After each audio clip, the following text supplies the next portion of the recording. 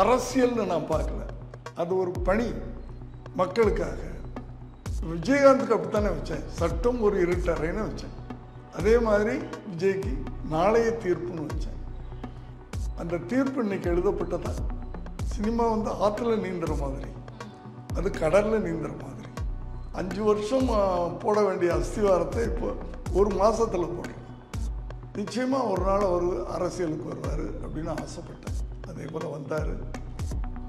நான் கூட ஒரு நாள் சொல்லி பார்த்தேன், ஏன்ப்பா ஈஸியாச்சு, உங்கள் அப்பா ஒரு பெரிய நடிகர், நீங்கள் நடிகனை வந்துடலாமேன்னு சொல்லி பார்த்தேன். நோ தாத்தா, நான் என்னுடைய கவலை எல்லாம் விஜய் இன்னைக்கு இதில் இறங்கியிருக்கார்.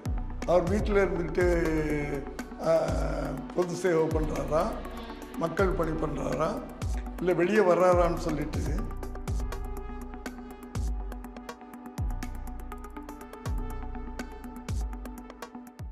இந்து தமிழ் திசை நேயர்களுக்கு வணக்கம்.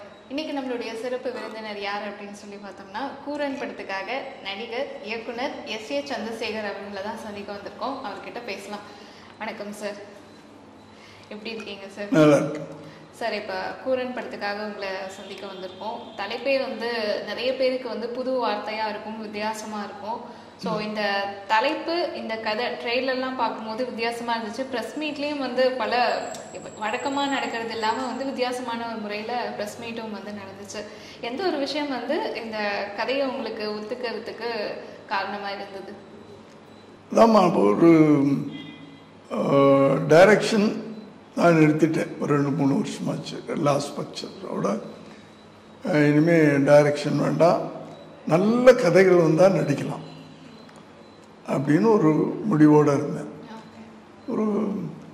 ஒரு 7-8 கதைகள் கேட்டிருப்பேன் இந்த 2 வருஷத்தில். எதுவுமே வந்து நம்ம நடிக்கணும் அப்படின்னு எனக்கு வந்து ஒரு ஆர்வத்தை தூண்டலை. இது வந்து ஆக்சுவலாக எங்கிட்ட அசிஸ்டண்ட்டாக இருந்தவர் விக்கி, என்னை வச்சு டிராஃபிக் ராமசாமி படம் டைரக்ட் பண்ணியிருக்கார். அவர் கொஞ்சம் கொஞ்சமாக ஏதோ அப்படியே கஷ்டப்பட்டு பணம் சேர்த்து ஒரு சின்ன படம் எடுக்கணும் அப்படின்னு தேடலில் இருக்கும்போது ஏதாவது புது கண்டென்ட் கிடைச்சா பண்ணலான்னு நினச்சிக்கிட்டு இருக்கார். அப்போ இந்த பையன் ஆந்திராவில் இருந்து, சுத்தமாக தமிழ் தெரியாது. இந்த 1 வருஷத்துக்கு முன்னாடி கதை சொல்கிறேன், இப்போ ஓரளவு தெரியும். என்ன வாங்க போங்க கூட தெரியாது, தமிழில் தெரியாது. அவர் போய் விக்கிக்கு கொஞ்சம் இங்கிலீஷ், ஸோ இங்கிலீஷ்லேயே அவர்கிட்ட கதை சொல்லி அவர் இம்ப்ரெஸ் ஆகி அதில் ஒரு கேரக்டர் இருக்குது, அந்த கேரக்டர் நான் பண்ணணும் அப்படின்னு விக்கிட்ட கேட்டு விக்கி என்கிட்ட கூட்டிகிட்டு வந்தார். என்ன கண்டென்ட், என்ன விஷயம், நான் வந்து யாராக இருந்தாலும் முழுசாக கதை கேட்பேன். முதல்ல அந்த கண்டென்ட் என்னன்னு கேட்பேன். ஏதாவது அந்த கண்டென்ட் வித்தியாசமாக இருந்தால் பண்ணலாம், இல்லைன்னா நமக்கு இந்த ஏஜில் ஏதாவது என்ன இம்ப்ரெஸ் பண்ணணும் அப்படின்னு நான் இருந்தப்போ என்ன கண்டென்ட் அப்படின்னு கேட்டேன். ஒரே லைனில் சொன்னார், ஒரு நாய் ஒரு மனிதன் மேலே கேஸ் போட்டு கோர்ட்டுக்கு போகுது. எனக்கு ஆக்சுவலாக அன்றைக்கி ரொம்ப பிஸியாக இருந்தேன். சாயந்தரம் 6 மணிக்கெலாம் வீட்டுக்கு போயிடுவேன். 5:30 மணிக்கு தான் நான் கேட்குறேன், ஒரு நாய் மனுஷன் மேலே கேஸ் போட்டு கோர்ட்டுக்கு போகுது. உடனே முழு கதையை சொல்லுப்பா, எவ்வளோ நேரம் ஆனாலும் பரவாயில்ல, முழு கதையை டீட்டெயிலாக சொல்லு. அந்த ஒரு லைனே வந்து இம்ப்ரெசிவாக இருந்துச்சு. புதுசாக இருந்துச்சுல்ல உங்களுக்கு? புதுசாக இருந்துச்சுல்ல? எனக்கு புதுசாக இருக்குது. இன்றைக்கி ட்ரெய்லர் பார்க்குற அத்தனை பேரும் அதில் ஒரு க்யூரியாசிட்டி இருக்குது. ஏன்னா அந்த ஒரு லைனில் எவ்வளவு நமக்குள்ள கேள்விகள் வருதுன்னா, ஒரு மனுஷன் மேலே கேஸ் போட்டு கோர்ட்டுக்கு போகுதுன்னா கோர்ட்டில் அந்த கேஸ் எப்படி மூவ் ஆகும்? நாய் பேசுனா தானே மூவ் ஆகும். நாய் பேசுமா? நிறைய கேள்விகள் இல்லையா? தனக்கு என்ன இப்போ ஒரு மனுஷனா இருந்தால், சார் அவன் என்னை அடிச்சுட்டான், என்னை துரத்துனான், தங்கச்சி இது பண்ணிட்டான், அப்படின்னு வாயை திறந்து நம்ம ஏற்பட்ட பிரச்சனைகளை சொல்ல முடியும். நாயால் சொல்ல முடியுமா? எப்படி இந்த கேஸ் மூவ் ஆகும்? அந்த கேஸுக்கு ஒரு லாயர் கேரக்டர் நான் பண்ணுறேன். நான் எப்படி அதனுடைய என்ன இருந்தாலும் நாய் வந்து சாட்சி சொல்லணும்ல இல்லையா? இத்தனை கேள்விகளை உள்ளடக்கினது இந்த ஒரு லைன். அதனால தான் ஒத்துக்கிட்டேன். இப்போ வந்து இந்த படத்துல நீங்க சொல்லியிருந்தீங்க நாய்க்கான ஒரு சட்ட போராட்டம் நடத்துற ஒரு துணை நிற்கக்கூடிய ஒரு வக்கீல் கேரக்டர் அப்படிங்கிற ஒரு விஷயம் வந்து சொல்லியிருந்தீங்க. இப்போ நீங்க இந்த படத்துல இந்த கேரக்டர் எடுத்து பண்ணியிருந்தாலும் இயக்குனரா வந்து நீங்க நிறைய படங்கள் வந்து சட்டம் என் கையில் அந்த மாதிரியான படங்கள்னா சட்டம் ரிலேட்டடான சட்டம் ஒரு சாட்சி நீதிக்கு தண்டனை நிறைய பண்ணியிருக்கீங்க. இப்போ வந்து நீங்க படங்கள்ல பாக்குறதுக்கும் இப்ப ரியாலிட்டிலையும் வந்து தமிழகத்துல சட்டம் ஒழுங்கு வந்து எப்படி இருக்கு அப்படின்னு நினைக்கிறீங்க? அரசியலுக்கு எடுத்த உடனே அரசியலுக்கு போயிட்டீங்களே.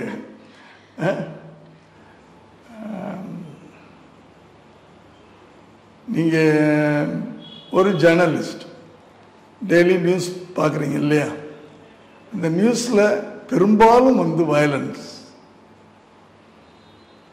அதுவும் பெண்ணிய வன்கொடுமைகள் இன்னும் அதிகமாக. பிள்ளைங்கள்லாம் சேர்ந்து அப்பாவை மர்டர் பண்ணுறாங்க. பிள்ளைங்கள்லாம் சேர்ந்து அப்பாவை மர்டர் பண்ணுறாங்க. அப்பா பிள்ளைய மர்டர் பண்ணுறாரு. கணவன் மனைவியை மர்டர் பண்ணுறான். ஒரு வாத்தியார் படிக்கிற பொண்ணை இப்படி டெய்லி நியூஸ் வந்து வயலன்ஸ் அதிகமாகி ரவுடிசம் அதிகமாகி ஜனங்கள்லாம் வெளியே போகிறதுக்கே பயப்படுறாங்க. அந்த அளவுக்கு ஒரு லேட்டஸ்டாக ஒரு நியூஸ் பார்த்தேன். பஸ்ஸு நின்றுக்கிட்டு இருக்க பஸ்ஸில் ஒரு பொண்ணு ஏறப்போகுது, யாருமே இல்லை அந்த பஸ்ஸில் தயங்கி நிற்குது.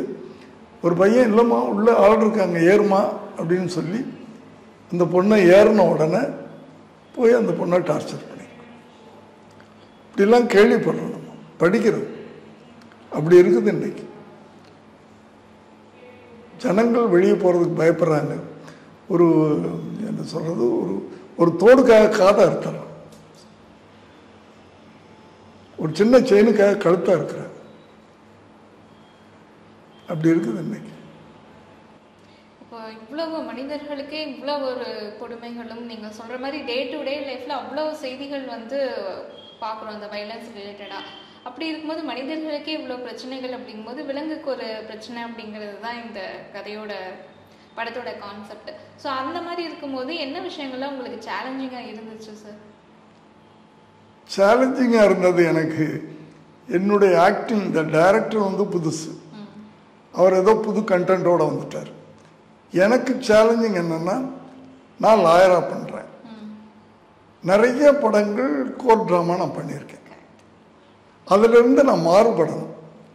எந்த ஒரு சீனும் நான் இதுக்கு முன்னாடி பண்ண சீனாக இருக்கக்கூடாது. இதுதான் அவர்கிட்ட நான் கேட்டுக்கிட்டேன்.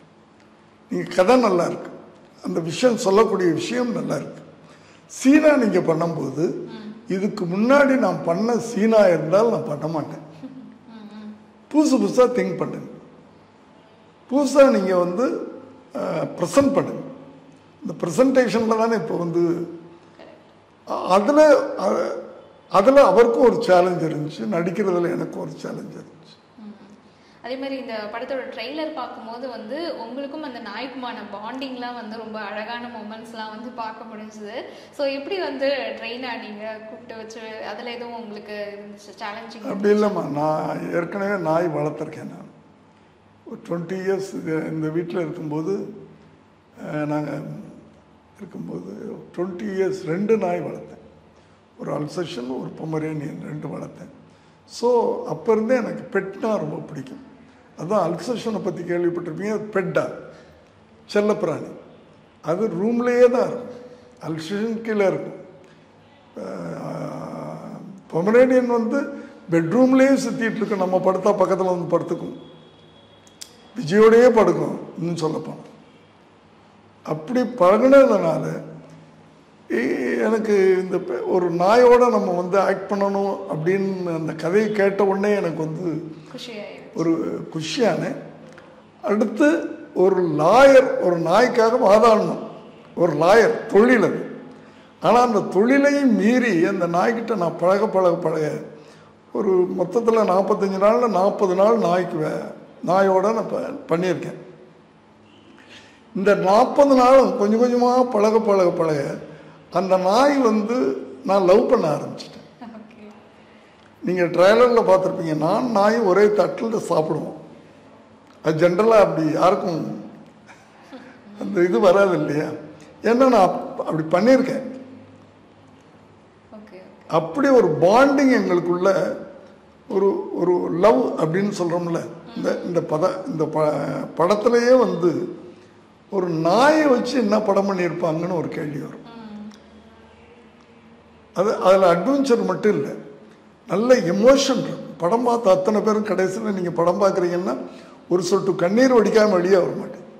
ட்ரெய்லர்லேயே வந்து அவ்வளோ எமோஷன்ஸ்லாம் வந்து பார்க்க முடிஞ்சுது. சார், இந்த படத்தோட ப்ரெஸ் மீட்டில் வந்து ஒரு விஷயம் வந்து சொல்லியிருந்தீங்க. ஆரம்ப காலத்தில் வந்து நடிகர் விஜய் அவரை வந்து சினிமாவுக்கு எப்படி வந்து படிப்படியாக வந்து கொண்டு வந்தேன் அப்படிங்கிற ஒரு விஷயத்த வந்து நீங்கள் பேசும்போது சொல்லியிருந்தீங்க. இப்போ அவர் சினிமாவிலேருந்து அரசியல் அப்படிங்கிற அடுத்த கட்டத்துக்கு வந்து நகர்ந்திருக்காரு. ஸோ இதை வந்து சினிமாவில் இவ்வளோ கஷ்டப்பட்டு நீங்கள் ஒரு இடத்துக்கு கொண்டு வந்து இப்போ அதை விட்டுட்டு அரசியல் முழு நேரமாக இறங்க போகிறேன் அப்படிங்கிற அந்த அறிவிப்பை வந்து நீங்கள் அவர் சொன்னும் போது எப்படி உணர்ந்தீங்க?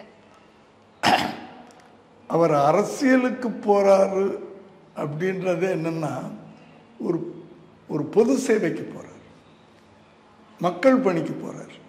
அப்படி தான் நான் எடுத்துக்கிறேன்.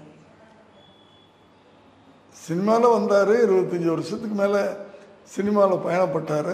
தமிழ் மக்கள் அவருக்கு வந்து சப்போர்ட் பண்ணாங்க இல்லையா? தூக்கி வச்சு கொண்டாடினாங்க. உலகத்தில் இருக்க அத்தனை தமிழர்களும் விஜய் கொண்டாடினாங்க இல்லையா?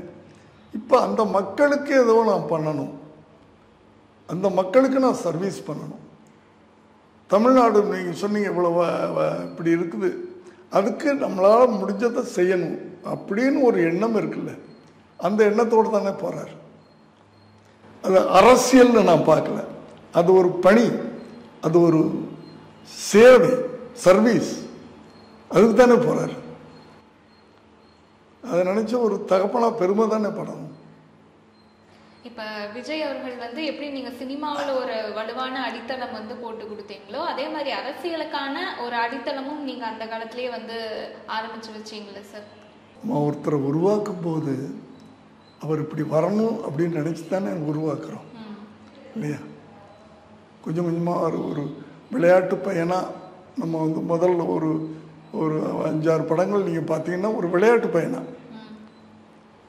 ஒரு யூத் என்னென்ன பண்ணுவாங்க, லவ், ரொமான்ஸ், டான்ஸ், பாட்டு, இப்படித்தான் நம்ம வந்து கொண்டாடுறோம்.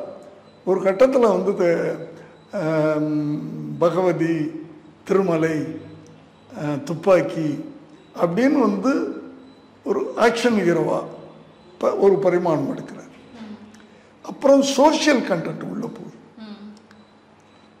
மக்களுக்காக அநியாயங்களை எதிர்த்து போராடக்கூடிய ஒரு கதாபாத்திரங்கள். இப்படி ஒரு நாளைய தீர்ப்புன்னு ஒரு டைட்டில் வச்சேன் முதல் படத்துக்கு. அந்த தீர்ப்பு இன்னைக்கு எழுதப்பட்டதா இல்லையா? ஸோ அந்த எதிர்காலத்தை மைண்டில் வச்சு தானே அப்படி ஒரு டைட்டில் வச்சேன். ஒரு ஃபஸ்ட்டு ஒரு அறிமுகமாக்குறார் ஒருத்தர், அவருக்கு ரொமான்டிக்காக தானே டைட்டில் வைப்போம் இல்லையா? விஜயகாந்துக்கு அப்படித்தானே வச்சேன், சட்டம் ஒரு இருட்டறைன்னு வச்சேன். அதே மாதிரி விஜய்க்கு நாளைய தீர்ப்புன்னு வச்சேன். விஜய் அவர்கள் வந்து சினிமாக்குள்ள நுழையும் போதே வந்து அரசியல் அப்படிங்கிற பாதையை நீங்க அப்பயே திரும்பி அரசியல்ன்ற வார்த்தையை நான் எடுக்க மாட்டேன். சோஷியல் கான்சியஸ், சமூக அக்கறை, சமூக உணர்வுள்ள ஒரு மனிதனாக இவர் மாறணும். ஏன்னா என்னுடைய படங்கள் பெரும்பாலும் அப்படியாப்பட்ட படங்கள் தான்.